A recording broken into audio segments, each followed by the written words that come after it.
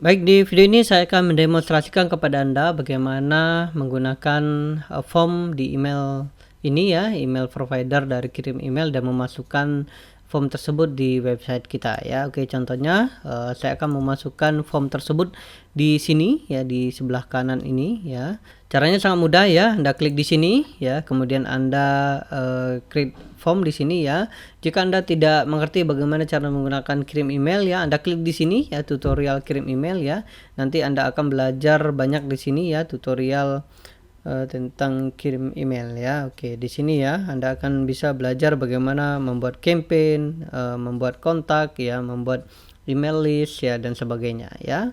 Oke, saya sudah membuat formnya ya. Anda klik di sini ya. Oke ya, kemudian saya sudah membuatnya ya. Oke, kemudian update and continue ya. Kemudian saya akan ambil yang ini ya, salin di sana ya. Kemudian saya akan masukkan di bagian dashboard ya, appearance, klik widget ya. Kemudian saya juga akan masukkan di bagian ininya ya, teksnya di sana. Kemudian saya akan ganti yang ini menjadi 400 untuk tingginya ya. Oke, kemudian klik save. Oke, kemudian kita akan lihat ya, view post. Oke, maka sudah jadi ya. Oke, saya akan buat lagi ya. Oke, 700 ya mungkin ya. Save di sana. Oke, kita akan lihat, enter.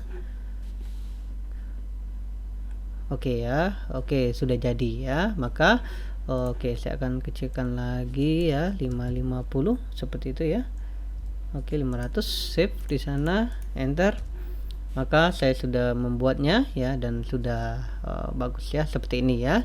Oke, untuk membuat ini ya, jangan khawatir jika Anda berlangganan di Kirim Email ya. Anda klik di bagian tutorialnya ya, Anda ikuti ya, ikuti caranya ya. Jika Anda mengalami kesulitan, Anda bisa tanya ke adminnya bagaimana caranya ya, sehingga Anda bisa mulai membangun customer Anda ya, menangkap data customer Anda.